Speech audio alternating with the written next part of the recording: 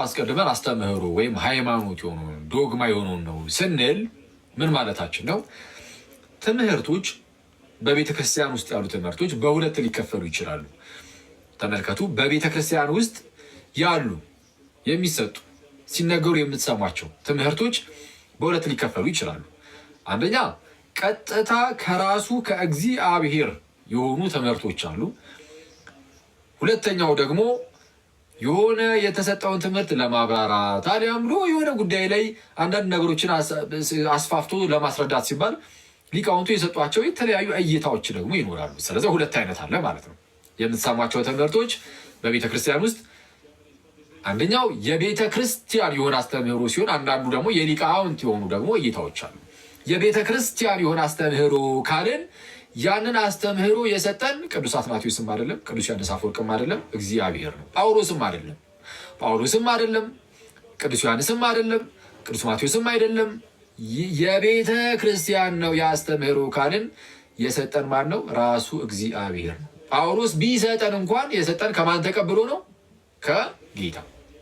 ከጌታ ተቀብሎ። ልክ ገላትያ ምዕራፍ 1 ቁጥር 11 ላይ መምህሩ እንደተናገረው ቅዱስ ጳውሎስ ራሱም በእኔ የተሰበከ ወንጌል እንደ ሰው እንዳይደለ አስታውቃችኋለሁ ያለው። ልክ በእኔ የተሰበከ ወንጌል እንደ ሰው እንዳይደለ አስታውቃችኋለሁ። በቃ እንደ ሰው እንደ ሊቃውንት እንደምንም በፍጹም እንደዛ አይደለም። በእኔ የተሰበከ ወንጌል እንደ ሰው እንዳይደለ አሳውቃችኋለሁ። ታዲያስ ኢየሱስ ክርስቶስ ገልጦልኛል እንጂ እኔ ከሰው አልተቀበልኩትም አልተማርኩትም። ከሰው አልተቀበልኩም፣ ከሰው አልተማርኩም። ጌታ እርሱም ኢየሱስ ክርስቶስ እርሱ ገልጦልኛል እንጂ እኔ ሰው አልተቀበልኩም።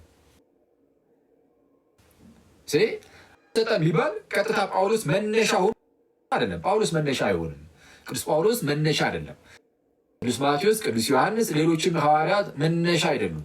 መነሻው ራሱ እግዚአብሔር ነው። እግዚአብሔር አምላካችን ወይም ጌታችን ኢየሱስ ክርስቶስ ለቅዱሳኑ ለሐዋርያቱ ይህንን አስተምህሮ ሰጣቸው። ይህንን ወንጌል ሰጣቸውና ያንን የተቀበሉትን ወንጌል ደግሞ ወደኛ አስተላለፉት። ከነሱ የተቀበሉ አባቶቻችን ወደ ቀጣይ አባቶች እያለ በቤተ ክርስቲያን ውስጥ አሁን እኛ ጋር ደረሰ። በቅብብሎች ውስጥ ይህ አስተምህሮ ወደኋላ ተመልሰን ስንመለከተው ቀጥታ የተቀበልነው ከማን ነው? ይሄ ከእግዚአብሔር ሲሆን ይሄ ከእግዚአብሔር ነው። ከእግዚአብሔር ቀጥታ የተቀበልናቸው አስተምህሮች የቤተ ክርስቲያን ነው የሚባሉት። የሆነ ግለሰብ አይደለም፣ የቤተ ክርስቲያን። ይሄ አንደኛው ነው ብያቸዋለሁ። ሁለተኛው ግን ምንድን ነው አልኳችሁ? በተለያየ ሁኔታ ወይም መጽሐፍ ቅዱስ ላይ የተቀመጠ ነገር ለማብራራት ምናምን ሊቃውንት ደግሞ የክርስቲያን ውስጥ የተነሱ ትልልቅ መምህራን፣ ትልልቅ ሊቃውንት አባቶቻችን፣ ቅዱሳን አባቶቻችን ያብራራሉ። ሲያብራሩ የሚያብራሯቸው አንዳንድ ነገሮች የሚሰጧቸው እይታዎች ይኖራሉ። እነዛ ደግሞ እይታ ይባላሉ አይደለ? አዎ። ለምሳሌ ሴት ከአዳም ጎን የተገኘችው ይሄ ምንም እይታ ሳይሆን ራሱ መጽሐፍ ቅዱስ የሚለው ነው አይደል? አዎ።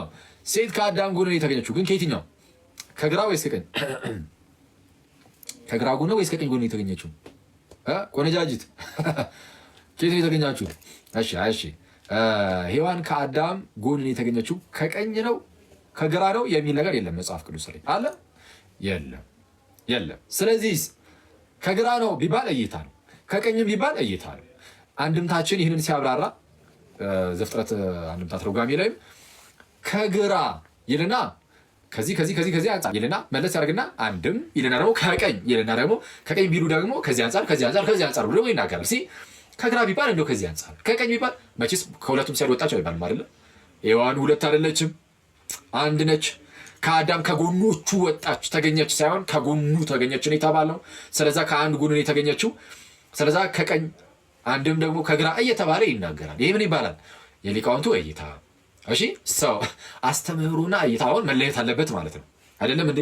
አዎ፣ መለየት አለበት። ስለዛ አስተምህሮ ስንል አሁን እኔና እናንተ እዚህ ጋር የምንማማረው ምንድን ነው? አስተምህሮ፣ ዶግማ፣ ከእግዚአብሔር ከአባታችን የተቀበልነው የቤተ ክርስቲያን የሆኑ አስተምህሮ። ስለዛ ለምሳሌ አሁን የምንማማራቸው ትምህርቶች ማለት ነው እንደው ይሄ ነገር አይመስለኝም ማለት አንችል። ምክንያቱም አይመስለኝም ማለት እግዚአብሔር ወይ ከአንተ እኔ የተሻለ አውቃለሁ እንደማለት ነው። ስለዛ እንደዛ አይሆንም። እግዚአብሔር አንድ ጊዜ ፈጽሞ ለቅዱሳኑ የሰጠው አስተምህሮ አለ ወይም እምነት ወይም ሃይማኖት አለ። ልክ ይሁዳ በመልእክቱ ቁጥር 3 ላይ እንደተናገረው ማለት ነው። ለቅዱሳን አንድ ጊዜ ፈጽሞ ስለተሰጠ ሃይማኖት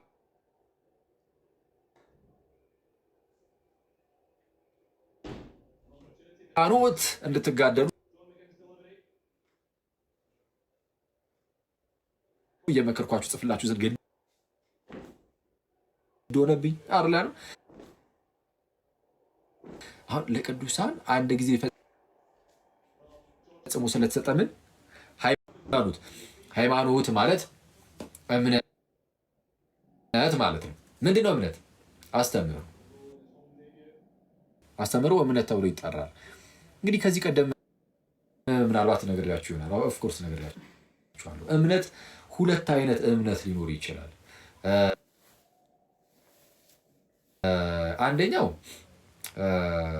ቀጥታ የአማርኛ እንትኖቹን አላውቃቸውም ማለት አቻ የሆነ ፍቹን አቻ የሆኑ ትርጉሙ ማለት ነው። አቻ የሆኑ ቃል ኦብጀክት ኦፍ ፌዝ እና አክት ኦፍ ፌዝ የሚባል ነገር አለ። ፌዝ ማለት እምነት ነው። ፌዝ ማለት እምነት ነው እንደምታውቁት አይደል? እና ፌዝ በሁለት ይከፈልና ኦብጀክት ኦፍ ፌዝ እና አክት ኦፍ ፌዝ የሚባል ነገር አለ። አክት ኦፍ ፌዝ ከተባለ እምነት ተብሎ ተጠርቶ ማለት ነው። ግን ማመን፣ ለምሳሌ እናንተ ስታምኑ የሆነ ነገር እሱ እምነት ይባላል። እናንተ ማመናችሁ፣ በስላሴ ማመናችሁ፣ በክርስቶስ ማመናችሁ፣ የሆነ የተሰጣችሁ አስተምህሮ አለ አይደለ? እሱን በማመናችሁ እሱ ማመን ራሱ እምነት ተብሎ ይጠራል። የእናንተ ማመን እምነት ተብሎ ይጠራል። ሁለተኛው ደግሞ ኦብጀክት ኦፍ ፌዝ ነው። እሱ ምንድነው? የሚታመኑ ያ ነገር። ለምሳሌ የስላሴ ትምህርት እናምናለን አይደል? የስላሴን ትምህርት እናምናለን። ነገረ ክርስቶስን እናምናለን። የድህነት ትምህርት በኢርሳን ውስጥ ያሉት እናምናለን። ያ የሚታመነው ነገርም እምነት ተብሎ ይጠራል። እምነት፣ ሃይማኖት እምነት ተብሎ ይጠራል። ስለዚህ አሁን ለቅዱሳን አንድ ጊዜ ፈጽሞ ተሰጥቷል። ሐዋርያት የማያውቁት ዶግማ እኛም አናውቀውም። በዶግማ ደረጃ በምን ደረጃ? በዶግማ ደረጃ አናውቀውም። ስለዛ ዶግማ ይሁኑ ሃይማኖት ይሁኑ የቤተ ክርስቲያን ይሁኑ አስተምህሮ ነገሮች አንድ ጊዜ ለቅዱሳኑ ለሐዋርያቱ ፈጽሞ ተሰጥቷል። ከዛ በኋላ ሐዋርያቱ ሰበኩት። በመጽሐፍ ቅዱስ በጽሁፍ ብቻ አይደለም። ዋናው ሲጀመር ስብከታቸው የቃል ነው እንጂ የጽሁፍ አይደለም። የጽሁፍ የሆነ አጋጣሚ ሲፈጠር ነው እነሱ ወይ ወደ ሌሉበት አካባቢዎች ሲጽፉ ምናምን በዚህና በዛ ምክንያት የተጻፈ ነው። ዋናው ትምህርት የተሰጠው በመጽሐፍ ቅዱስ አይደለም ማለት በመጽሐፍ ቅዱስ አይደለም። እንደዚህ በጽሁፍ አይደለም፣ በጽሁፍ ሳይሆን በቃል ነው። በቃል ትምህርቱ እንደ ጉድ ይሰጣል። አሁን ለምሳሌ ይሄ አለ ይሄ መጽሐፍ ቅዱስ በተለይ አዲስ ኪዳን የተጻፈባቸው የተለያዩ ምክንያቶች ይኖራሉ እና ዋናው ግን ሲጻፍ ትምህርቱ ሲሰጥ ግን አስቀድሞ በሐዋርያቱ በቃል ይሰጣል ትምህርት። ለምሳሌ የመጀመሪያው ስብከት ወደ 3000 ነፍሳትን የመለሰው ያ ስብከት የቅዱስ ጴጥሮስ የቃል ስብከት ነው እንጂ ጽሁፍ ጽፎ ውስጥ ይሄን አንብባችሁ ዳኑ አይደለም። በቃል ይሰብካል 3000 ነፍስ በአንድ ጊዜ በአንድ ስብከት አይደል? ሐዋርያት ሥራ ምዕራፍ 2 ላይ የነበረው ስብከት ማለት ነው። እና ቅዱስ ጴጥሮስ ልክ እንደዛ እንደሰበከ ሁሉ ሌሎች ሐዋርያትን በተለያየ ዓለም ክፍል እየሄዱ በቃል ይሰብካሉ፣ ያጠምቃሉ፣ ያሳምናሉ፣ ያጠምቃሉ። ከዛ ደግሞ አምነው ለተጠመቁ ሰዎች እንደ አዲስ ለሚጠመቁ አይደለም፣ አምነው ለተጠመቁ ሰዎች ደግሞ እንደ አስፈላጊነቱ መልእክት ይጻፋል እና ያ አስተምህሮ ያ በቃል የተሰጠው ትምህርት ያ ይታወቃል። በቃ የተለያዩ ነገረ እግዚአብሔሩ ላይ ነገረ ድህነቱ ላይ የክርስቶስ ጉዳይ ላይ የተማሩትን ይዘው የለ አባቶቻችን ያኔ ማለት ሐዋርያት እያሉ የሰሙ ሰዎች እሱን ይዙና የተማሩትን ትምህርት ደግሞ ጽሁፍም ደግሞ ተጨምሮላቸዋል። ያንን በጆሯቸው የሰሙትን ይዘው በጽሁፉ እያጸኑ እሱን ደግሞ እያስተማሩ ሲያስተምሩ ጽሁፍ ብቻ ይዘው ሳይሆን እነሱ ስለሰምተውም የለ መምህራችን ቅዱስ ጳውሎስ እንዲህ ብሎ እንዳስተማረን ይኸው በጽሁፉም እንዲህ እንዳለው እያለ ደግሞ ያስተምራሉ። እነሱ ደግሞ ይቀበላሉ። ከነሱ ቀጣይ የሚመጣው ትውልድ ራሱኑ ደግሞ ያስተላልፉታል እያለ ክርስቲያን ወንድምና እህቶቼ እኛ ጋር ዛሬ ደረሰ። ምን የቤተ ክርስቲያን አስተምህሮ ከራሱ ከእግዚአብሔር የሆነ አስተምህሮ እርሱ የቤተ ክርስቲያን አስተምህሮ። እኔና እናንተ የምንማማረው ዛሬ እሱ ነው እንጂ እይታዎችን አይደለም ማለት ነው። የሊቃውንትን እይታ ወይ ደግሞ ዶግማ የሆነ ሃይማኖት የቤተ ክርስቲያን አስተምህሮ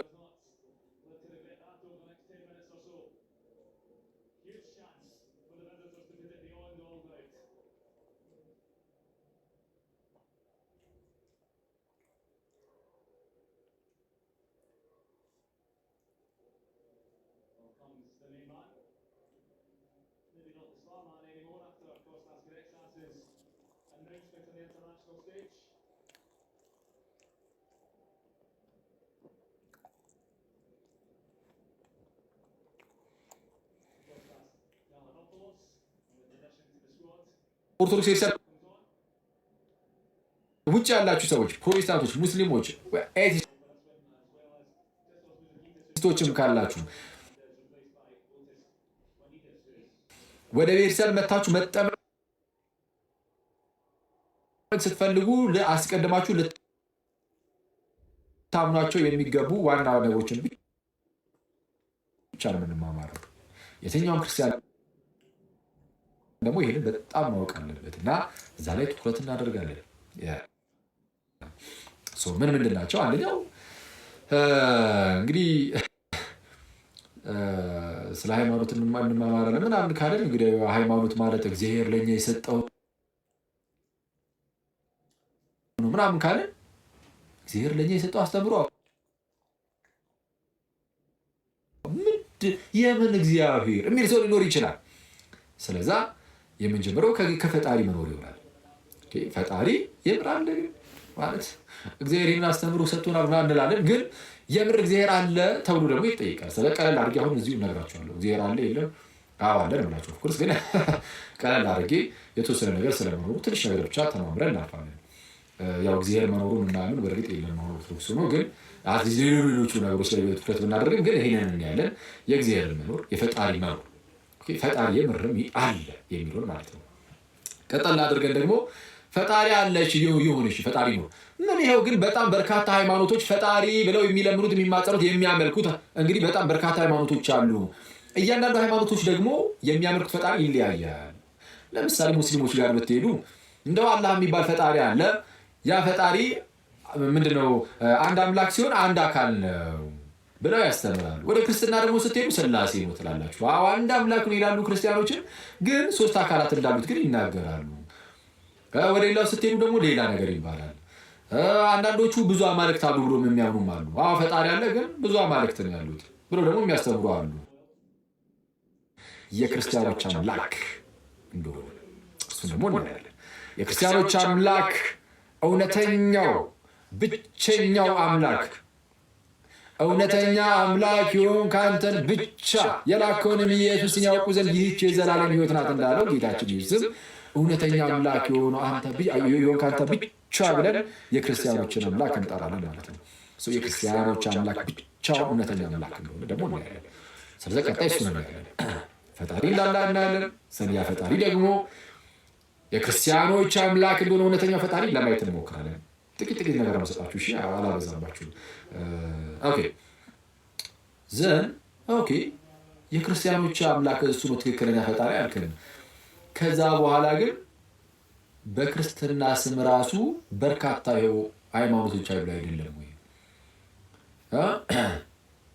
እንደው ጥንታውያን አብያተ ክርስቲያናቱን እንዳለ ብንይዘው ራሱ በኋላ ላይ ደግሞ የተነሱ የተለያዩ ቤተ እምነቶች አሉ። ለምሳሌ የአባ ምስክሮች አሉ። ኢየሱስ ፍጡር ነው የሚሉ የመጀመሪያው ፍጡር ነው የሚሉ ጌታ ይቅር ይበላቸውና ይበላልና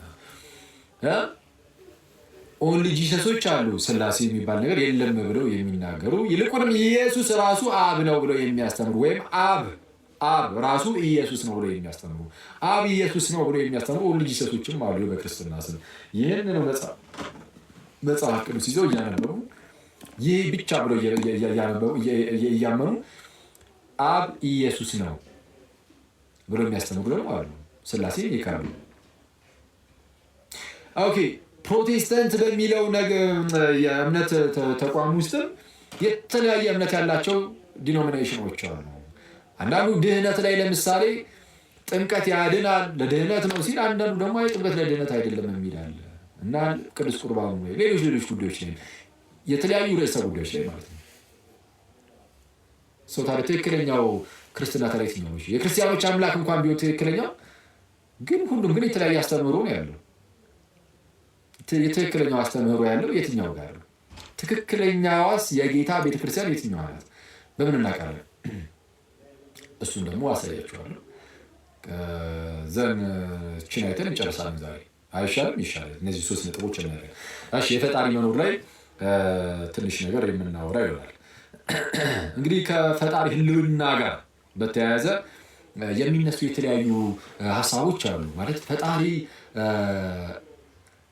አለ፣ ፈጣሪ የምር አለ ለሚለው ጥያቄ የተለያዩ አካላት የተለያየ መልስ ይሰጣሉ። አንዳንዶች አዎ ፈጣሪ አለ የሚሉ አሉ። ፈጣሪ የስ አለ፣ ፈጣሪ አለ ጋይስ። አሁን እናንተ አዎ አለ ትላላችሁ። ብዙዎቻችሁ አለ ካላችሁ በቃ እናንተ አሁን ፈጣሪ አለ ከሚሉት ተርታ የምትመደቡ ናችሁ። እና በፈጣሪ ህልውና ፈጣሪ አለ ብሎ የሚያምኑ ብዙዎች አሉ። እነዚህ ራሳቸው ግን ይከፈላል ማለት የተለያየ ክፍልፋይ ሊኖራቸው ይችላል። ፈጣሪ አለ ብሎ አንዳንድ ሰው ለምሳሌ ብዙ ፈጣሪ ያለው የሚል ሰው ሊኖር ይችላል አይደል?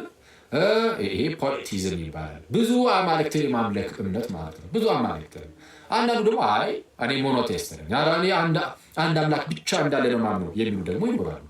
አንድ አምላክ ብቻ ያለ ሰው አንድ አምላክ ብቻ አለ ብሎ የሚያምን ሰው ሞኖቴስት ይባላል። አሁን እኛ ለምሳሌ አንድ አምላክ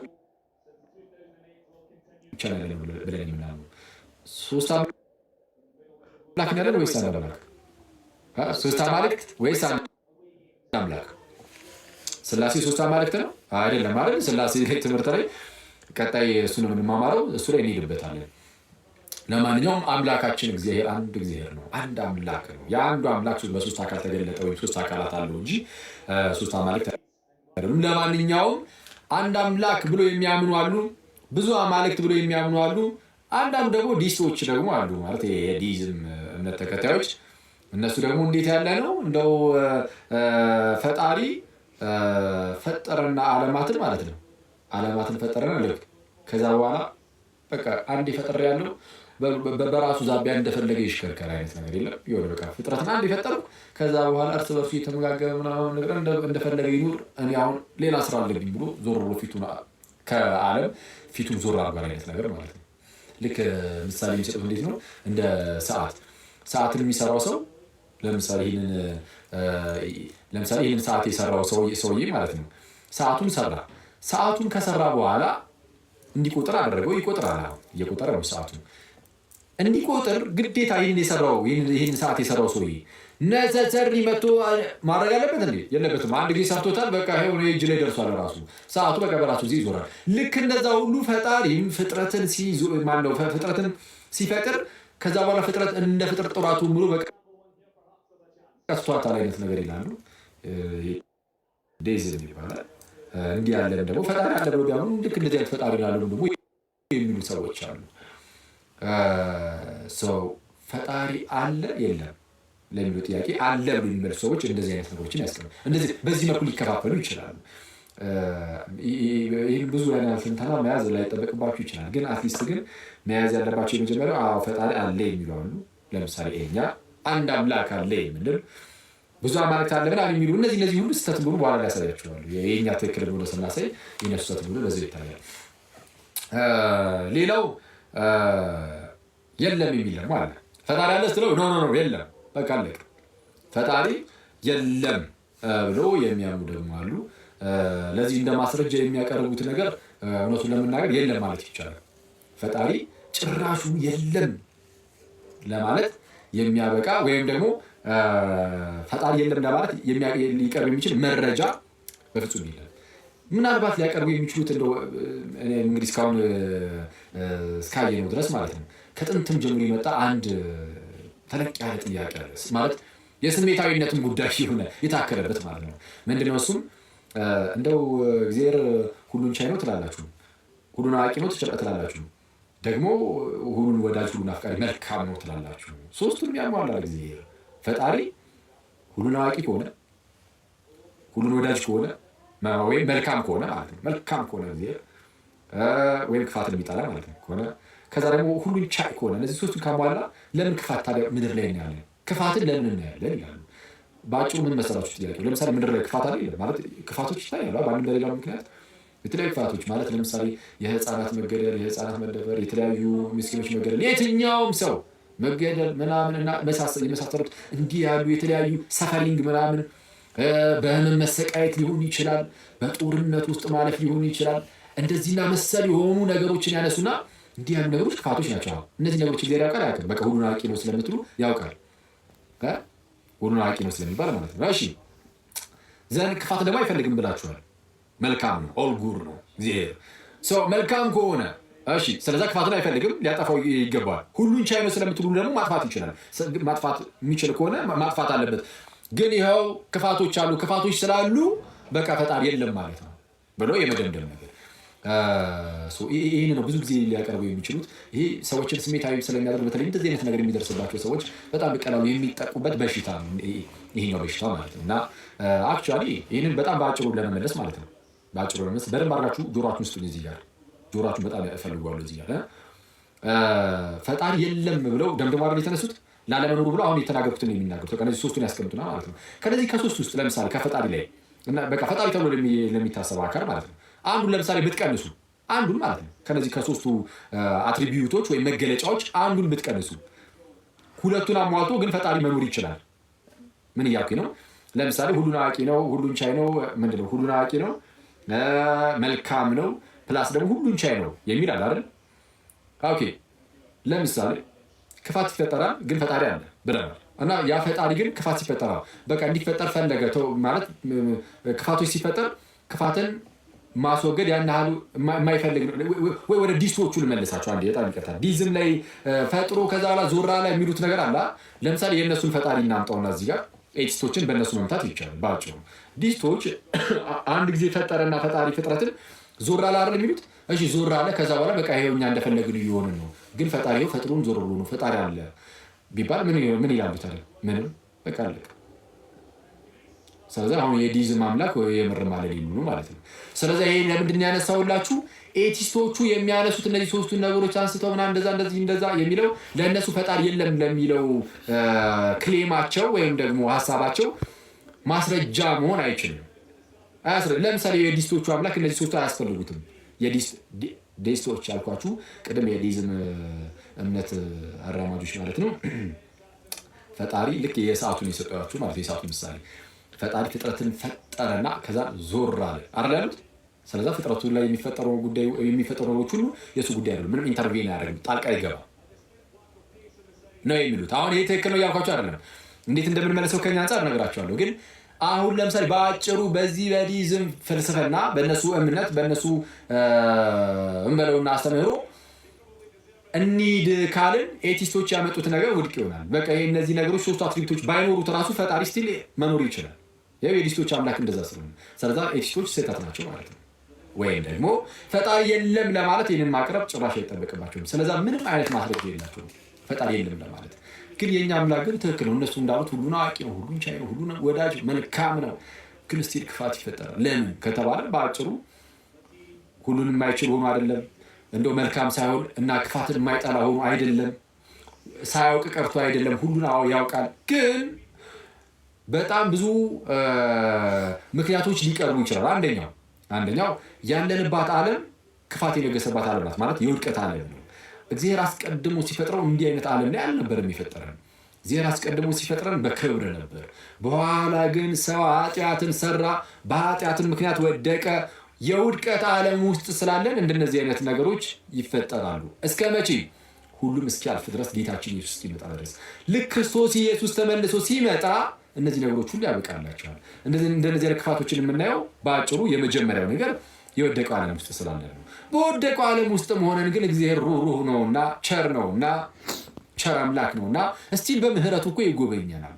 በምህረቱ ሲጎበኘን በምህረቱ እየጎበኘንም አንዳንድ ጊዜ ክፋቶች ሲኖሩ እናያለን። የክፋቶቹ መኖር የተለያየ አሁንም በዚሁ በወደቀው ዓለም ውስጥ መሆነን እንኳን አሁን ደግሞ እየመለስን ያለ ነው። በወደቀው ዓለም ውስጥ መሆነን ክፋቶች ብናይ አንዳንዴ ነፃ ፍቃድ የሚባል ነገር አለ። ሰው ነፃ ፍቃድ አለው። ነፃ ፍቃዱን ተጠቅሞ እግዚአብሔር ሳያስገድደው ማለት ነው። እግዚአብሔር አያስገድድህም። ስለማያስገድድህ ሰው ነፃ ፍቃዱን ተጠቅሞ የሆነ ክፋትን ሊያደርግ ይችላል። እግዚአብሔር ግን ይቀጣዋል። በኋላ ላይ እግዚአብሔር ግን ይቀጠዋል። ክፋት ለደረሰባቸው ሰዎች ግን እግዚአብሔር ደግሞ ይሾማቸዋል ነው። እንግዲህ እንዴት ነው ጀስቲፋይ የምታደርጉት ይህንን ከተባለን እንደ ክርስትናው ከሆነ የምንጠየቀው በዚህ መልኩ ማስቀመጥ ይቻላል። አንድም ደግሞ እግዚአብሔር ቀለል ያሉ ክፋቶችን ሊፈቅድ ይችላል።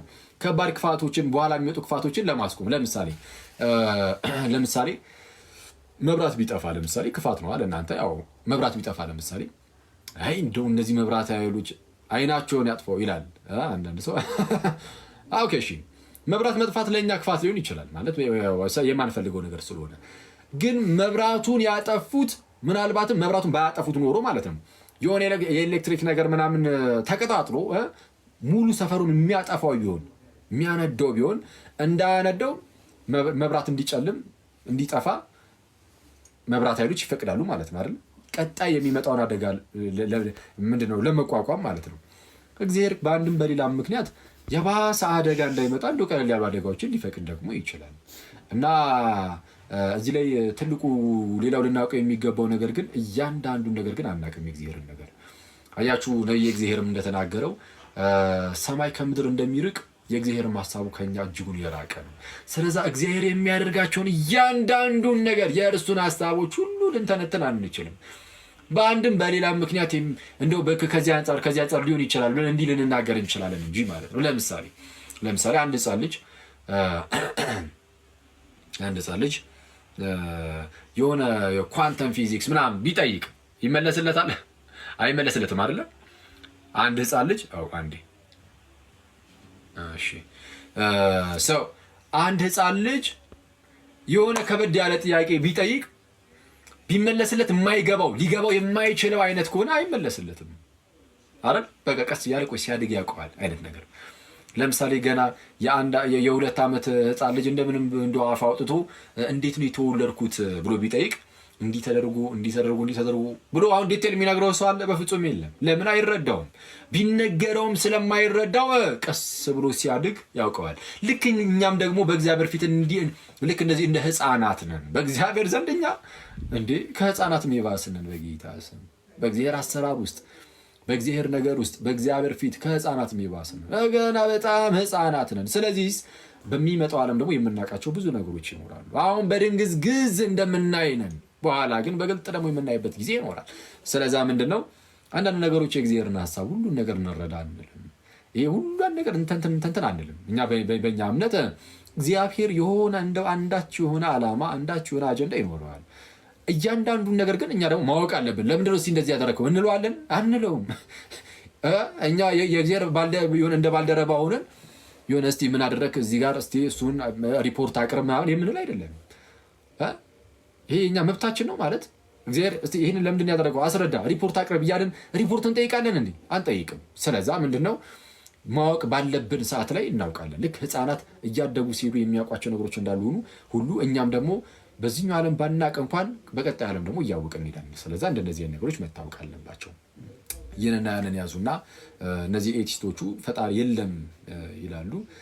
ለዚህ ግን ምንድነው እንደው እንደ ማስረጃ አድርገው የሚያቀርቡት ሁነኛ ነገር የለም ፈጣሪ ላለመኖሩ ማለት ነው። የለም እንደው የፈጣሪ መኖር አላምንም አልቀበልም ብቻ ብሎ ከመገገም ውጪ ማለት ነው። ሶስተኛው ግን ፈጣሪ አለ የለም ተብሎ ሲጠየቅ መሀል ላይ ደግሞ የሚሆን አለ። ምንድነው ፈጣሪ ሊኖርም ላይኖርም ይችላል ግን አላቅም፣ የፈጣሪ መኖርና አለመኖሩ አይታወቅም የሚሉ አሉ። እነዚህ አግኖስቲኮች ናቸው። ፈጣሪ ይኑር አይኑር አይታወቅም የሚሉ ማለት ነው። እሺ ይኑር አይኑር አይታወቅም፣ አግኖስቲኮች እንደዛ ይላሉ። ይኑር አይኑር አይታወቅም። እውን ግን ፈጣሪ ይኑር አይኑር ይታወቃል አይታወቅም? አረ ይታወቃል። የፈጣሪ መኖር የፈጣሪ ህልውናው የእግዚአብሔር መኖር ይታወቃል። በምን ይታወቃል? እግዚአብሔር እንዳለ በመገለጡ። ምንድነው መገለጡ? እንግዲህ አሁን ሰው እግዚአብሔር አለ የለም? ትክክል፣ አዎ አለ። እሺ እንዳለ በምንድን ነው የሚታወቀው ከተባለ እግዚአብሔር ራሱን በሚገልጥበት መንገድ። አሁን እግዚአብሔር አለ ለማለት በእግዚአብሔርና እንግዲህ ይህን የሚናገሩ ሰው ከሆነ በእግዚአብሔርና በሰው መካከል ግንኙነት ያስፈልጋል። በእግዚአብሔርና በሰው መካከል ግንኙነት ያስፈልጋል፣ መተዋወቅ ያስፈልጋል። ሰው እግዚአብሔርን እንዲያውቀው ወይም እንዲያገኘው እግዚአብሔር ራሱን በተለያየ መልኩ ራሱን ዝቅ አድርጎ ለሰው መግለጥ አለበት። አለበለዚያማ እግዚአብሔርን አሁን ቀጥታ ብድግ ብሎ እግዚአብሔርን ማወቅ የሚችላል? የለም። እግዚአብሔርን ማወቅ የሚችል ማንም የለም። እግዚአብሔር ከፍ ያለ ነው። እግዚአብሔር አምላካችን ከሁላችን እጅግ ከፍ ያለ ነው። ከአእምሯችን ሁሉ የሰፋ ነው እና ያንን ኃያል የሆነ ኢንፊኒት የሆነ የማይወሰነውን አምላክ ውስን በሆነች በዚህ ጭንቅላታችን ልንመረምረው፣ ልንደርስበት፣ ልናውቀው በፍጹም አንችልም። ስለዚህ እግዚአብሔር የማይወሰን ነው። የማይወሰነው አምላክ የሚታወቀው ለእኛ ለውስኖቹ ማለት ነው። ውስን በሆነ መልኩ ይመጣና ይገለጥልናል። ከዛን ሲገለጥልን በዛ ውስጥ እግዚአብሔርን እናውቀዋለን። እግዚአብሔር የሚታወቀው በመገለጡ ነው። በባህሪው የማይወሰን ነው።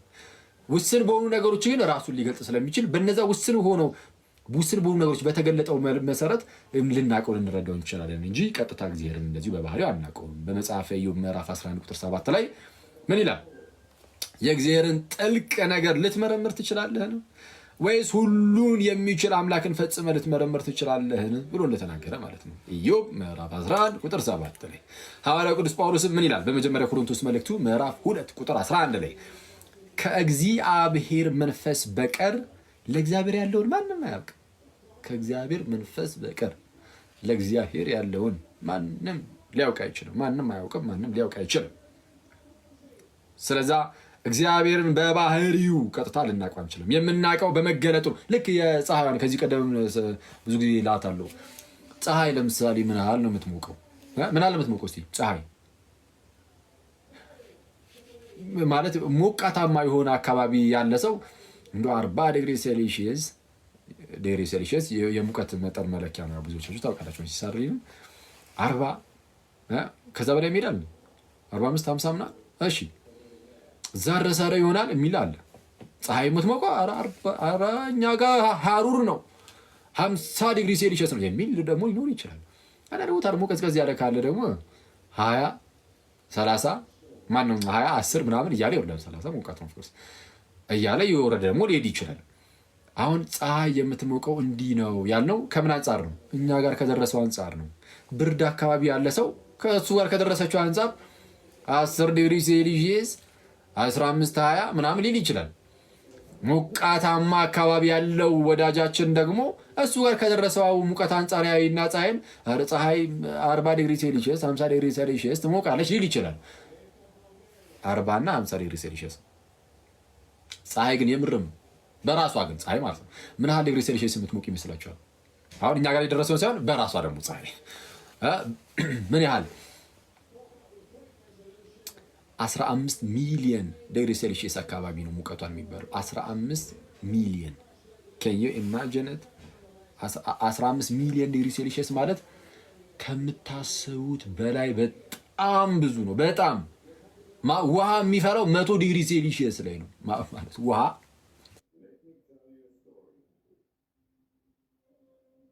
ሰዓት ላይ አጠዳችሁ ሰዓት ላይ ጠዳችሁ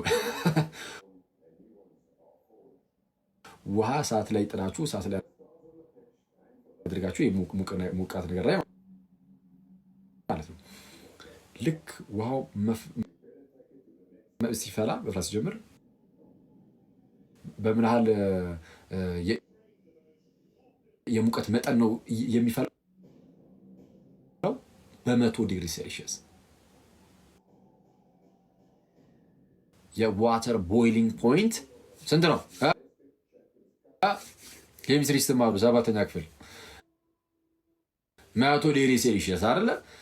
አሁን ውሃ የሚፈላበት የሙቀት መጠኑ 100 ዲግሪ ሴልሺየስ ከሆነ ምን ያህል ሙቀት እንደሆነ ውሃን እስኪያፈላ ድረስ ግን ስንት ነው? 100። ፀሐይ ግን 15 ሚሊዮን በጣም ዘጭ ነው በጌታ 15 ሚሊዮን ዲግሪ ሴልሺየስ። ኦኬ ይህን ነገር ያነሳሁት ለምንድን ነው? ፀሐይ 15 ዲግሪ ሴልሺየስ ግን እኛ ጋር ግን ስደርስ ይኸው 40 20 30 እየሆነ ነው እየደረሰ ያለው አይደል? ስለዚህ እኛ ጋር የደረሰውን አይተን በቃ ፀሐይም ልክ እንደዚሁ ነው። በቃ 20 ዲግሪ ሴልሺየስ ነው 20 እንላለን አንልም። በቃ ይሄ እኛ ጋር ደረሰበት ነው። እግዚአብሔር አምላክም የፀሐይ ጌታ እግዚአብሔር ደግሞ በራሱ ኃያል ነው። ኢንፊኒት ነው፣ ጭራሽ አደርስበትም። ኢንፊኒት ነው፣ ጭራሽ አደርስበትም። የማይወሰን ነው። ያ የማይወሰነው አምላክ ግን ውስን በሆነ መልኩ እኛ ጋር ደግሞ ዝቅ ብሎ ደግሞ ይተዋወቀናል፣ እናውቀዋለን። ስለዚህ የምናውቀው ራሱን ለእኛ በገለጠበት አነስ ባለ መንገድ ነው እንጂ በዛ በማይወሰነው ደረጃ በማይወሰነው ደረጃ ማንም አያውቀውም። ምክንያቱም ውስን የማይወሰንን አያውቅም። ውስን የማይወሰንን የሚያውቀው ያ የማይወሰነው አካል በሚወሰን ነገር መጥቶ ሲገለጠለት ብቻ ነው። ስለዛ እግዚአብሔርን የምናውቀው ይህን የማይወሰነውን አምላካችንን የምናውቀው በምንድን ነው ከተባለ በመገለጡ ራሱን እግዚአብሔር ገልጧል። በምን ገልጧል ከተባለ በሁለት መንገድ። አንደኛ አጠቃላይ መገለጥ የሚባል አለ። ለምሳሌ በፍጥረት በኩል ፍጥረትን አይተህ እግዚአብሔርን ማየት ትችላለህ፣ ማወቅ ትችላለህ። እግዚአብሔር በፍጥረቱ ተገልጧል። እሱ እንዴት እንደሆነ ትንሽ ነው ያለን፣ ግን በፍጥረት የተገለጠው መገለጥ ለየትኛውም ሰው የሚሆን ለኔ፣ ለእናንተ፣ ለአሕዛብም፣ ለምኑ ለየትኛውም በፈጣሪ መኖሩ ለማያምኑም ጭምር እግዚአብሔር ምንድነው ከፍጥረት የእግዚአብሔር ሕልውናው መኖሩ ግልጥ ሆኖ ይታያል። ልክ ቅዱስ ጳውሎስ በሮሜ መልእክቱ ምዕራፍ 1 ላይ እንደተናገረው ማለት ነው። ቁጥር 19 ላይ ምን ይላል? እግዚአብሔር ስለገለጠላቸው ስለ እግዚአብሔር ሊታወቅ የሚቻለው ልክ እግዚአብሔር ስለገለጠላቸው ይላል። እግዚአብሔር ምን ስላለ? ስለገለጠላቸው ስለ እግዚአብሔር ሊታወቅ የሚቻለው በእነርሱ ዘንድ ግልጥ ነውና፣ ስለ እግዚአብሔር ሊታወቅ የሚቻለው ማለት ነው በእነርሱ ዘንድ ግልጥ ነውና የማይታየው ባህሪ እርሱም የዘላለም ኃይሉ ደግሞም አምላክነቱ ከዓለም ፍጥረት ጀምሮ ልክ ምኑን ያለው የማይታየው ባህሪ አሁን ይህ አምላክ የማይታየው ባህሪው እርሱም የዘላለም ኃይሉ ደግሞም አምላክነቱ ከዓለም ፍጥረት ጀምሮ ከዓለም ፍጥረት ጀምሮ ከተሰሩት ግልጥ ሆኖ ይታያል። ግልጥ ሆኖ የሚታየው ከምንድን ነው? ከተሰሩት አይደለ? ከዓለም ፍጥረት ጀምሮ ከተሰሩት ግልጥ ሆኖ ይታያል። ከዓለም ፍጥረት ከሰማይና ከምድር ፍጥረት ጀምሮ ከተሰሩት ሰማይ ተሰርቷል፣ ምድር ተሰርቷል፣ ሌሎች የተሰሩ ስራዎች ብዙ አሉ። ከእነርሱ ግልጥ ሆኖ ይታያል የማይታየው ባህሪው እርሱም የዘላለም ኃይሉ ደግሞም አምላክነቱ ከዓለም ፍጥረት ጀምሮ ከተሰሩት ግልጥ ሆኖ ይታያል። ስለዛ የተሰሩትን ስራ አይተህ ግልጥ ሆኖ ሊታይ ይችላል። አንደኛው ይሄ ነው። ግን ይሄ ልክ በዚህ መዝሙረኛው ዳዊትም ምዕራፍ 19 ቁጥር 1 ላይ እንደሚናገረው ምን ብሎ ሰማያት የእግዚአብሔርን ክብር ይናገራሉ፣ የሰማይም ጠፈር የጣቶቹን ስራ ወይም የሰማይ ጠፈር የእጁን ስራ ያወራል። ሰማይ ጠፈር የእጁን ስራ ያወራል። ሰማያት የእግዚአብሔርን ክብር ይናገራሉ። ሰማያት የማንን? የእግዚአብሔርን ክብር። ሰማያት የእግዚአብሔርን ክብር ይናገራሉ፣ የሰማይም ጠፈር ደግሞ የእጁን ስራ ያወራል ይላል። ስለዛ የሰማይም ጠፈር የእጁን ስራ ያወራል። ስለዛ የሰማይን ጠፈር አይተህ የእግዚአብሔርን እጅ ታያለህ። ስለዛ እግዚአብሔር በምን ይታወቃል ከተባለ አንድም በፍጥረቱ እግዚአብሔር ይታወቃል። ይሄ አንደኛው ነው። ይሄ አጠቃላይ መገለጥ ሲባል ይሄኛው ነው። አጠቃላይ መገለጥ እንግዲህ ለድህነት ላይሆን ይችላል። እንደው ጊዜ ፈጣሪ መኖሩን ልታውቅ ትችላለህ፣ ግን በዛው ዝም ብለህ ድህነትን ግን አታገኝም። ድህነትን ግን ለማግኘት ልዩ መገለጥ ግን ያስፈልጋል። እግዚአብሔር ልዩ መገለጥ ደግሞ አለው። በመልእክተኞቹ በኩል በነቢያቱ በኩል እግዚአብሔር ራሱን ይገልጣል። በተአምራቱ እና በተለያዩ ክብሩን በሚገልጥባቸው መንገዶች ራሱን እግዚአብሔር ይገልጥና መጨረሻ ላይ ደግሞ በልጁ በኢየሱስ ክርስቶስ በኩል የመጨረሻውን መገለጡን በእርሱ በኩል ሲያደርገኛለን። ኦኬ ልክ ዕብራውያን ምዕራፍ 1 ቁጥር 1 ላይ እንደተነገረው ዕብራውያን ምዕራፍ 1 ቁጥር 1 ላይ እግዚአብሔር ይላል ልክ ከጥንት ጀምሮ እግዚአብሔር በብዙ አይነትና በብዙ ጎዳና ለአባቶቻችን በነቢያት ተናግሮ ልክ ከመጀምሮ ከጥንት ጀምሮ ማን? እግዚአብሔር ለአባቶቻችን ከኛ በፊት ላሉት አባቶቻችን አለ ጳውሎስ በነቢያት ተናግሮ እግዚአብሔር ከጥንት ጀምሮ ለአባቶቻችን በነቢያት ተናግሮ ነበረ። አሁንስ ሁሉን ወራሽ ባደረገው ደግሞም ዓለማትን በፈጠረበት በልጁ በዚህ ዘመን መጨረሻ ለእኛ ተናገረን እኮ። በዚህ ዘመን መጨረሻ ግን ዓለማትን በፈጠረበት ሁሉን ወራሽ ባደረገው በልጁ ለኛ ተናገረን። ስለዛ ባሪያዎቹን ላከ እግዚአብሔር ባሪያዎቹን ላከ። መጨረሻ ላይ ልጁ የመገለጡ መደምደሚያ ነው። በነቢያት በኩል እግዚአብሔር ራሱን ገልጧል። ይሄ ስፔሲፊክ የሆነ በጣም ልዩ የሆነ መገለጥ ነው። እግዚአብሔር እንዲህ ይላል እየተባለ የተነገረበት ነው። በፍጥረት በቃ ፈጣሪን ህልውና ብታውቅ ነው በቃ ፈጣሪው አለ ብለህ ከፍጥረት አንጻር ልትናገር ትችላለህ። በነቢያት በኩል ግን የሰራዊት ጌታ እግዚአብሔር እንዲህ ይላል እያሉ ይናገራሉ። እንዲህ ወደፊት ይፈጸማል፣ ከዚህ በፊት የነበሩትን እንዲያድርጎ ነበረ፣ ደግሞ አሁንም እንዲህ ነው እያሉ እግዚአብሔር የሚያዛቸው ትእዛዞችን ቀጥታ እየመጡ ለሰዎች ይናገራሉ። ግን በማን በኩል ነው? በነቢያት በኩል። ነቢያት ከእግዚአብሔር ጋር አንድ ናቸው እንዴ? አይደሉም። ነቢያት ከእግዚአብሔር ጋር አንድ አይደሉም። ስለዛ እግዚአብሔር ባወቀ ለነቢያቱ እንዲሆንሽ ነገር ይሰጣቸዋል። ነቢያቱም ይዘው ደግሞ ለህዝቡ እግዚአብሔር ህዝቡን በዚህ መልኩ ይጠብቃል። መጨረሻ ላይ ግን ከእግዚአብሔር ጋር አንድ የሆነ ልጁ የራሱን ልጁን የገዛ ልጁን ላከው። ሲልከው በስጋ እንዲወለድ አድርጎ ላከው። ገላትያ ምዕራፍ 4 ቁጥር 4 ላይ እንደተነገረው ምን ተብሎ ተናገረ? እግዚአብሔር ከሴት የተወለደ ልጁን ላከ እንዳለ። ስለዛ እግዚአብሔር አምላክ አስቀድሞ ነቢያቱን ከእርሱ ጋር አንድ ያልሆኑ ነቢያትን ባሪያዎቹን ይልክ ነበር። አሁን ደግሞ የገዛ ልጁን ኢየሱስን ላከው። የገዛ ልጁን ላከው። ያ ቃሉን ማለት ነው። ቃሉን ላከ፣ ፈወሳቸው። ልጁን ላከ፣ አዳናቸው። ክንዱን ላከ፣ አቀረባቸው። ሰው ክንዱ የተባለ ቃሉ የተባለ ልጁ የተባለ ጌታችንና መድኃኒታችን ኢየሱስ ነው። እርሱ መጥቶ ከእመቤታችን ከቅድስት ድንግል ስጋ ነስቶ በስጋ ተገለጠ። የዲያብሎስን ስራ ያፈርስ ዘንድ የእግዚአብሔር ልጅ በስጋ ተገለጠ እንደተባለ በስጋ ተገለጠ። ሰው ቃልም ስጋ ሆነ፣ በእኛም አደረ፣ ጸጋን እውነትም የተሞላ ነው እንደተባለ አሁን ስጋዌ ላይ ስንደርስ እሱን ትንሽ ነገር ዳስላችኋለሁ። ግን ዛሬ ሳይሆን ሶስተኛው ቀን ላይ ማለት ነው። ምንድነው? አብ መጨረሻ ላይ ይህንን ልጁ ላከው። ይህ ልጁ ደግሞ እንደ ነቢያቱ ከአብ የተነጠለ አይደለም፣ ከአብ ጋር አንድ ነው። የልጁ በአባቱ እቅፍ ያለ ነው። ስለዛ መገለጡ ልዩ ነው። እንዴት ከተባለ ወልድ አሁን ነቢያቱ እግዚአብሔርን ያውቁታል ቢባል አዎ፣ ግን የሚያውቁት ግን ራሱን እንደው በስሱ በገለጠላቸው ልክ ነው። ስለዛ እግዚአብሔርን ቀጥታ እንኳን ማየት አይችሉም ነቢያቱ። ልጁ ግን ማየት አይደለም፣ በቃ ከእርሱ ጋር አንድ ነው፣ በአባቱ እቅፍ አለ እንኳን ተብሎ የሚነገርለት ነው። ስለዛ ምን አለ? ዮሐንስ ወንጌል ምዕራፍ 1 ቁጥር 17 ላይ መቼም ቢሆን እግዚአብሔርን ያየው አንድስ እንኳ የለም ተባለ። ብዙ ነቢያት እኮ አልፎ ነበር፣ ግን እነሱ ሁሉ ቢያውቅም እንኳን ጸሐፊው መቼም ቢሆን እግዚአብሔርን ያየው አንድስ እንኳ የለም። ቀጥታ እግዚአብሔርን አያዩትም፣ በሆነች ነገር ይገለጥላቸዋል። እሷን ይይዛሉ። እሷን አይተው የክብሩን መገለጥ እያዩ እግዚአብሔርን አየን ያሉ ብዙዎች አሉ። እነማኑ? ይሄ ለምሳሌ እግዚአብሔርን አየን አይተናልና እንሞት ዘንድ አለን ብለው እንደተናገረ፣ ግን እግዚአብሔር የሆነ ክብሩን የሚያሳየው የሆነ መገለጡን ያሳያል እንጂ ቀጥታ እግዚአብሔርን የሚያይ ማንም የለም። እና እግዚአብሔርን ያየ አንድስ እንኳ የለም ይታወሩ። ለዛ ነው ግንስ በአባቱ እቅፍ ያለ አንድ ልጁ እርሱ ግን ተረከው። እግዚአብሔርን ያዩ አንድስ እንኳ የለም። አዎ፣ በአባቱ እቅፍ ያለ ግን ብቸኛ ልጁ አለ፣ አንድያ ልጁ ክርስቶስ። እርሱ ግን ተረኮታል ተባለ። ተረከው በመተረክ ደረጃ ማወቅ ማየት ብቻ አይደለም፣ ሊተርክ እንኳን የሚችል ነው። ሊተርክ እንኳን የሚችል ነው። ስለዛ እርሱ በደንብ ያውቀዋል። የመጨረሻው መገለጥ በቃ በኢየሱስ በኩል ነው፣ በልጁ በኩል ነው።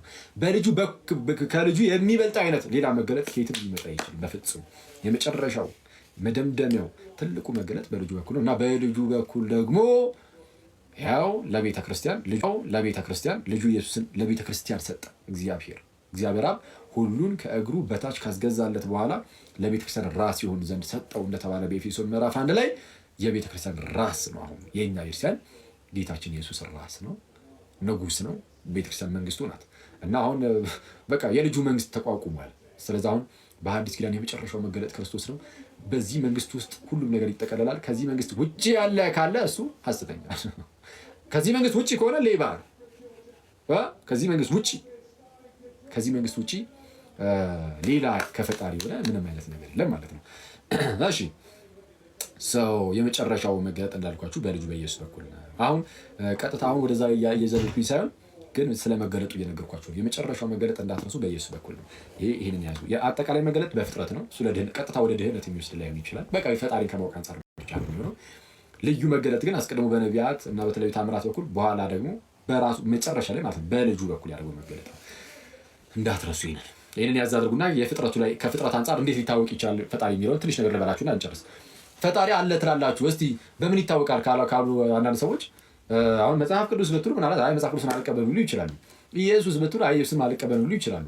ፍጥረት ግን ያው ፊት ለፊት ላይ አለ። ፍጥረትን አልቀበልም ማለት አይቻልም። ስለ ከፍጥረት ማሳየት እንችላለን።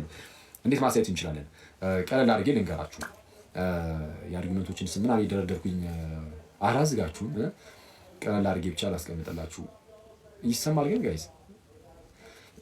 እስቲ ኮመንት አንድ ልክፈትላችሁና እየተግባባን ነው ወይስ ግራ እያጋቧችሁ ነው? እየተግባባን ነው። አጭር ደቂቃ ነው የምትቀረኝ ካሁን በኋላ በቃ ትንሽ ነገር ብቻ ሄጄበት እንጨርሳለን። እየተግባባን ነው?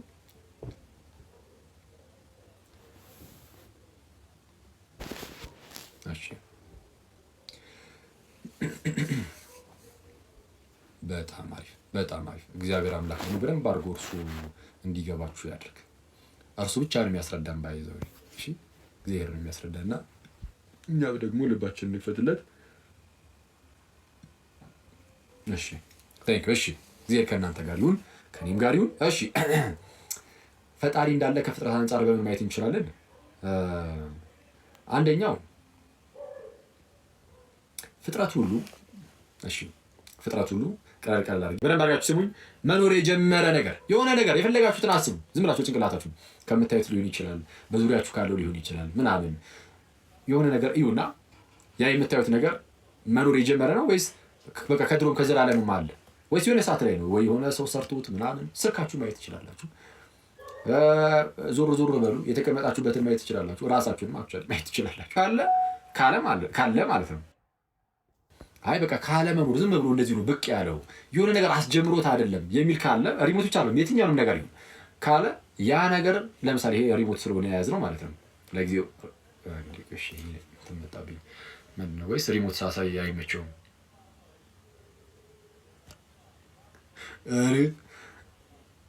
አንዳንዴ እኮ ቲክቶክ ይመቸው ሪሞቱን አነሳለሁ አላመነኝም ቲክቶክ እና እስቲ ራስን ቬሪፋይ አድርጋለሁ። ዋና ጣቢያውን ልቀይረው ነው የሚመስለው የቲክቶክ።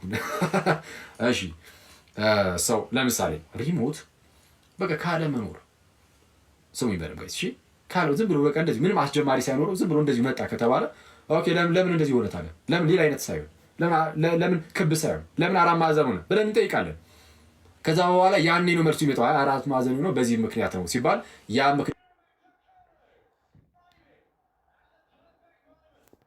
ምክንያት የእሱ አስጀማሪ ነው።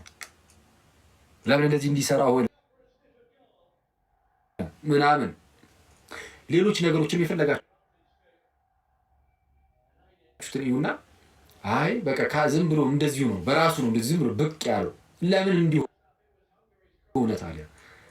ለምን ሌላ አይነት ሳይሆን ብለን መጠየቅ እንችላለን። ለማንኛውም መኖር የጀመረ ነገር ከሆነ በቃ አስጀማሪ ያለው የፈለጋችሁትን አይታችሁ መወሰን ትችላላችሁ። ራሳችሁ ኦብዘርቭ የምታደርጉት አይታችሁ ማስተዋል የምትችሉት ነገር ነው። አሁን ይሄን ያዘው የመጀመሪያ እና ታዲያ ምንድነው ከፈጣሪ መኖር ጋር ምን ያገናኛል ልትሉ ትችላላችሁ። ግን ሁለተኛው ደግሞ በደንብ አድርጋችሁ ስሙ። የመጀመሪያው መኖር የጀመረን ያልኩት የትኛውም ነገር አይደለም። የትኛውም ነገር ግን መኖር የጀመረ ከሆነ አስጀማሪ አለው። እሺ ሁለተኛው ፕራይሜስ ልስጣችሁ። ይሄ አጽናፈ ዓለም የዓለማት ዩኒቨርስ የምንለው ማለት ነው። ይሄ አጠቃላይ ዓለም ምድር ብቻ አይደለም የተፈጠረው ዓለም ሁሉ ማለት ጊዜን ጨምሮ ቦታን ጨምሮ የሚታዩ ቁስ አካላትን ምናምን ሁሉን ጨምሮ ኤነርጂን ጨምሮ ኃይልን ጨምሮ እነዚህ ሁሉን የሚያካትት እሱ ዓለም ይባላል ዩኒቨርስ። እሱ መኖር የጀመረ ነው ማለት ከዘላለሙም የለም ጊዜን ጨምሮ ማለት ነው። ከዘላለሙ በቃ ዝም ብሎ ጊዜ አለ አይባልም። ለምሳሌ በምሳሌ ልስጣችሁ። እሱን በምን ማወቅ እንችላለን? የዓለም ራሱ ከዘላለሙ እንዳልነበረ ትልቁ ማሳያ ዛሬ ምንድነው ቀኑ? እሑድ አይደል? ዛሬ እሑድ ነው። ትላንት ቅዳሜ ነበር፣ ከዛን ዓርብ፣ ሐሙስ፣ ሮብ፣ ማክሰኞ እያለ ወደኋላ ስንሄድ ዘላለም ከሆነ ያልቃል እንዴ? ወደኋላ ተቆጥሮ አያልቅም ማለት ወደኋላ ተቆጥሮ አያልቅም። ወደኋላ ተቆጥሮ የማያልቅ ከሆነ ከዛሬዋ ቀን በፊት ያለው ማለት ነው።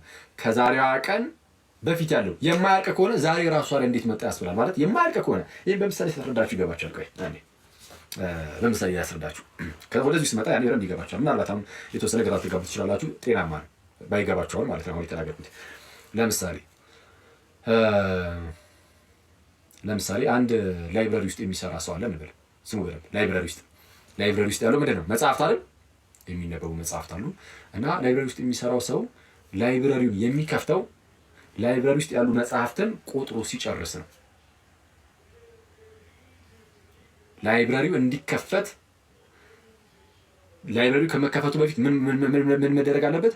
መጽሐፍቱ ተቆጥረው ማለቅ አለባቸው። ተቆጥረው ሲያልቁ ላይብራሪው ምን ይደረጋል? ይከፈታል። ለምሳሌ ላይብራሪ ውስጥ 100 መጽሐፍት ቢኖሩ ኦኬ አሪፍ 100 መጽሐፍትን ይቆጥራል፣ ዘነ ይከፍተዋል። እሺ 1000 መጽሐፍት ቢኖርስ?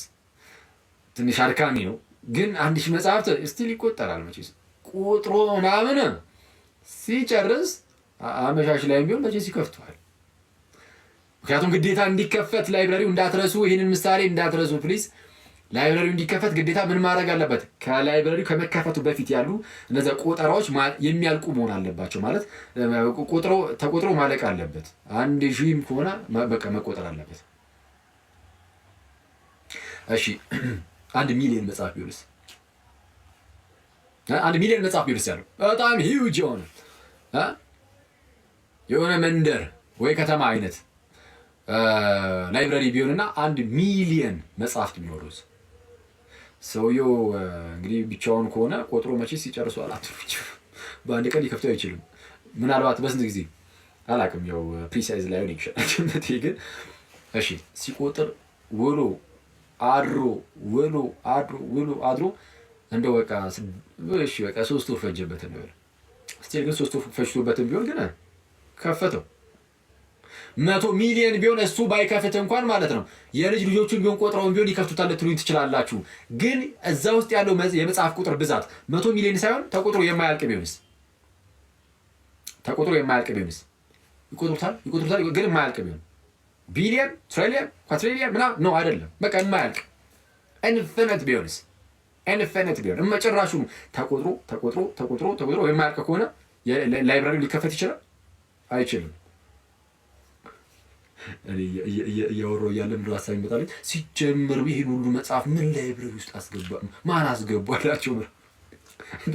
እንደዛ እያላችሁ እንደማታዝቡ ተስፋ አደርጋለሁ። ያው ምሳሌ ነው። ቢሆን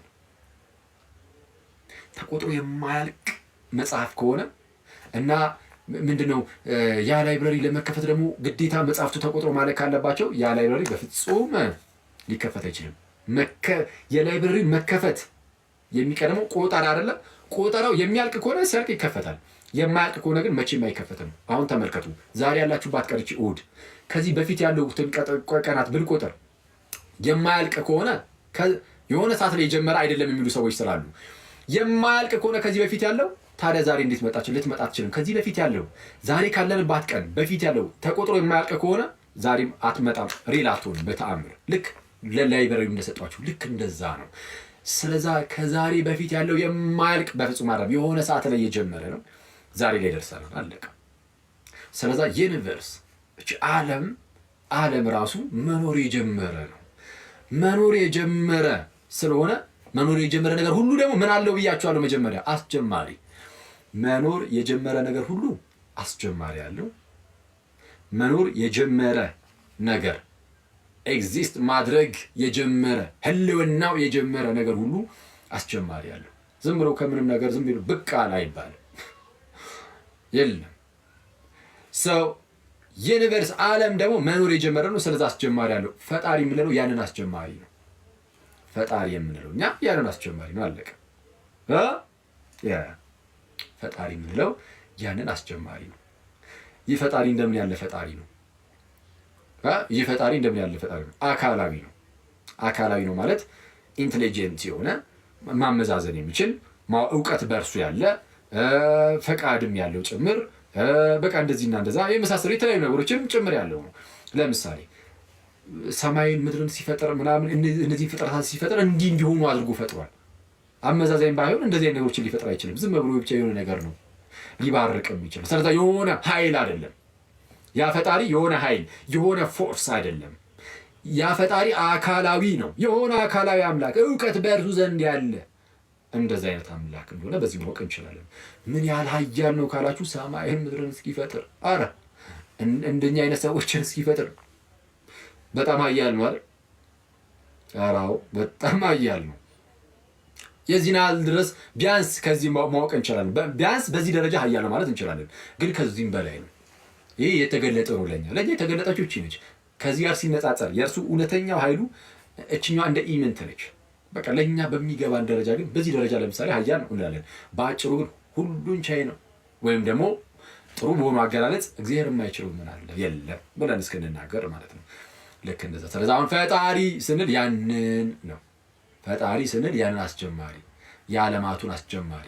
እዛ ነው ቅዱስ ጳውሎስም የማይታየው ባህሪ ደግሞም ወይም እርሱም የዘላለም ኃይሉ ደግሞ አምላክነቱ ከዓለም ፍጥረት ጀምሮ ከተሰሩት ስራዎች ገልጦ ይታያል የሚለው ለዛ ነው። እሱን ነው መዝሙረኛው ዳዊትም ሰማያት የእግዚአብሔርን ክብር ይናገራሉ፣ የሰማይም ጠፈር የእጁን ስራ ያወራል ይላል። የሰማይም ጠፈር የእጁን ስራ ያወራል። ሰው የሰማይ ጠፈር የእግዚአብሔር የእጅ ስራዎች ናቸው። አስጀማሪያቸው እርሱ። እሺ እናንተ ሰዎች ሰው ከፍጥረት አንጻር እንደዚህ ይታወቃል። ሌላው ግን ለምሳሌ ዲዛይን አርጊመንት የሚባል አለ። ለምሳሌ ከዚህ ቀደም ባለፈው ምስል አልነበረ? ለምሳሌ የሆነ አንዳንድ ነገሮች በዙሪያችን ያሉ ነገሮችን ፍጥረታትን ስናይ ዝም ብሎ እንደው በአጋጣሚ መጣ እንዳልሆነ ያስታውቃል። ማለት የሆነ ፈጣሪ ማራ አለ፣ ግልጽ ነው የሚያስብሉ ነገሮች አሉ። ለምሳሌ የአይን ጉዳይ አይን እኔ ፈጣሪ እንዳለ በጣም አመልካች ነው ብዬ አስባለሁ። ማለት እንዴት እንደምታዩት ታውቃላችሁ? ማለት ስለ አይን አሰራር ምናምን ከዚህ ቀደም ብያችሁ ሊሆን ይችላል። ኦፍኮርስ ብያችኋለሁ፣ ተማምረናል እዚህ ጉዳይ ላይ። በእርግጥ አይን ልክ ለምሳሌ እኔን አሁን እያያችሁ ይሆናል።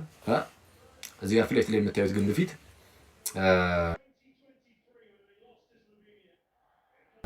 እሺ ዝም ብለን እንደዚህ እንበጠረቃለን የሚሉ ሰዎች አንዳንድ ትልልቅ ሰዎች ይኖራሉ።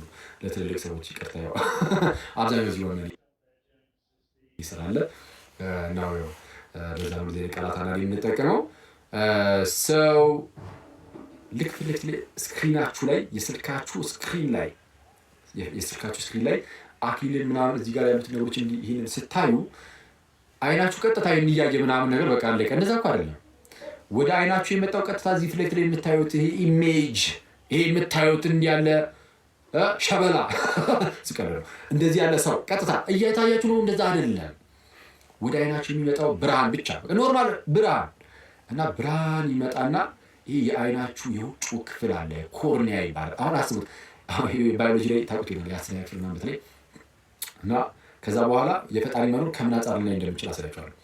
ብርሃን ይመጣና ይሄ የውጭ ነው የአይናችሁን ክፍል ኮርኒያው ጋር ያርፋል እና ኮርኒያ ላይ ያርፍና ፒፒል የምትባል ቀዳዳለች፣ በእሷ ጋር ያርፋል። ሲያልፍ የሚገባው ያ ብርሃን ማለት ነው። የብርሃን መጠኑ ደግሞ የሚመጠን ደግሞ አለ፣ አይሪስ የሚባል አይሪስ ይህንን የሚገባውን የብርሃን መጠን ይመጠንና ከዛ ተመጠኑ ያለፈው ያ ብርሃን ሬቲና የሚባለው የአይናችን ክፍል ላይ ደግሞ ያርፋል። ሬቲና ላይ ያርፍና ሬቲና ላይ ያረፈው ያ የብርሃን ወደ ኤሌክትሪካል ሲግናልነት ይለወጣል። ወደ ኤሌክትሪካል ሲግናልነት በፎቶ ሪሴፕተርስ ሴሎች ይቀየራል። ወደ ኤሌክትሪካል ሲግናልነት የተለወጠው ያ ብርሃን ደግሞ የተለወጠው ማለት ነው በኦፕቲክ ነርቭ በኩል አድርጎ ወደ አእምሮ ይሄዳል። እሺ ወደ አእምሮ ሄድና ከዛ በኋላ አእምሮ በኤሌክትሪካል ሲግናልነት እሱ ጋር የደረሰው ማለት ነው። ልክ አሁን እናንተ እዚህ ጋር ፊት ለፊት የምታዩት ወደዚህ አሁን ወደምታዩት ይቀይረውና ለእናንተ ይነግራቸዋል። ከዛ የምታዩት ይሄን ነው ይላል። ይሄን ነው ማየው ትላለች። አሁን ስታዩ ሁሉ ነገር አልፎ ነው አስቡት። ማለት ይሄ ሁሉ ነገር አሁን የተወሳሰበ ነገር ማለት ነው እንዲገብቶ በዛ ወጥቶ ይሄ ሁሉ ተፈጥሮ እያያችሁ እና አጋጣሚ ነው። አሁን በጌታ እንደው የአይን ፈጣሪ የለም፣ የምር የሚገርም ዲዛይነር የለም፣ ኃያል አምላክ የለም። እንደ አጋጣሚ ባይ ቻንስ እንዲሆን ነው አንላይክሊ ማለት አይሆንም የሚያስብል ደረጃ በፍጹም የሚያስብል ደረጃ አይነት ማለት በቃ ሊሆን አይችልም ብለን ድምድም እያደረግን አይደለም፣ ግን አንላይክሊ ነው ማለት የሆነ እንዴት ሆኖ ሊሆን ይችላል ማለት ባይ ቻንስ ነው። በእድል እንዴት ሊሆን ይችላል? አጋጣሚ ሆኖ በቃ ብርሃን መጣ፣ የላይኛው የአይን ክፍል ላይ አረፈ፣ ከዛ የሆነ በቀዳዳ አለፈ ምናምን የሆነ የሚመጠን የሆነ ነገር አጋጣሚ ሆኖ ነበረ። ከዛን አጋጣሚ ሆኖ ደግሞ ሬቲና ላይ አረፈ። ሬቲና ላይ ደግሞ እንደ አጋጣሚ ወደ ኤሌክትሪካል ሲግናልነት ብርሃኑ የሚቀይረው እንደ አጋጣሚ ነበር። አጋጣሚ ደግሞ ኦፕቲክ ነርቭም ደግሞ የሚባል ነበረ። ከዛን በሱ ውስጥ ደግሞ አጋጣሚ ወደ አእምሮ የሚባል ደግሞ አንድ አጋጣሚ ነበረ እና አእምሮ ደግሞ አጋጣሚ ሆኖ እንዲቀይራል ለካ ወደዚህ። ከዛን አጋጣሚ እንደዚህ አየን። እሺ እውነተኛው አምላክ የክርስቲያኖች አምላክ እንደሆነ ይታወቃል በአጭሩ በኢየሱስ ክርስቶስ ስም። እንዴት? በክርስቶስ ሳይ ኢየሱስ ክርስቶስ ከሙታን መነሳቱ የክርስቲያኖች አምላክ ትክክለኛው አምላክ እንደሆነ በምን ማለት እንዴት ሊያሳይ ይችላል የሚለውን ለማወቅ በመጀመሪያ ደረጃ እንግዲህ ኢየሱስ የሚባል የምር በአካል ደረጃ ሆነ ነበር፣ ግን የዛሬ 2000 ዓመት አካባቢ መጽሐፍ ቅዱስን አንዴ ቁጭ አድርጉትና እሺ፣ ወይም ደግሞ ከታሪክ አንጻር ያዙት ችግር የለም ግን በታሪክ ውስጥ ግን ይታወቃል ኢየሱስ የሚባል የምርም ኢየሱስ የእናንተ ጌታ ያው ትገረሙ የለ አረ የዛሬ 2000 ዓመት አካባቢ እኮ ጌታችን ኢየሱስ መጥቶ በምድር ላይ ሲመላለስ ሲያስተምር ሲሰብክ ደግሞ ብዙ ሕሙማንን ሲፈውስ ሙታንን ሲያነሳ ድውያንን ሲያበረታ ሲያነሳ አባጣ ጉባጣውን ሲያቀና አረ እርሱ እኮ ነበረ። እና ያኔ እኮ በጴንጤናው በጲላጦስ ዘመን ነው ይባላል። እርሱ እኮ ስለ ሁላችን ደግሞ በመስቀል ላይ ተሰቅሏል እኮ ሞቷል እኮ ምናምን እያላችሁ ትናገራላችሁ አይደል? የምን በታሪክ ውስጥ ግን ይታወቃል እንደዚህ ነገር? የስ ይታወቃል። በታሪክ ውስጥ ይታወቃል ጋይስ። ይሄ የምታምኑት እምነት በመጽሐፍ ቅዱስ ላይ ብቻ ያለ አይደለም፣ ታሪክ ያውቀዋል። የዛሬ 2000 ዓመት ያለውን ይህን ታሪክ አክቹዋሊ ከ2000 ዓመት በፊት ያሉ የተለያዩ ታሪኮች ይታወቃል በዓለማቸው ላይ። በእርግጥ ግን ይህንን የክርስቶስንም ታሪክ ያውቀዋል። ኢየሱስ እንደነበረ ለምሳሌ የስ ፐርሰን ጂሰስ ያ ኢየሱስ የተባለ አካል በምድር ላይ ይመላለስ እንደነበረ ያስተምር እንደነበረ ኢቭን ተአምራትን ያደርግ እንደነበረ ተከታዮች እንደነበሩት በጴንጤናዊ በጲላጦስ ዘመን እንደተሰቀለ እንደሞተ እንደተቀበረ ይሄ ሁሉ በታሪክ ውስጥ ይታወቃል። መነሳቱ ታሪክ ተነስቷል ብሎ በታሪክ ደረጃ ላይ ጽፍልህ ይችላል፣ ግን እሱን አሳያችኋለሁ እንዴት እንደሆነ። ቢያንስ ግን ኢየሱስ የሚባል ሰው እንደነበረ ታሪክ ሁሉም ሰው ይሄን ያውቃል። የትኛው ሁሉም ሰው ኢነሴንስ የታሪኩ ኤክስፐርቱ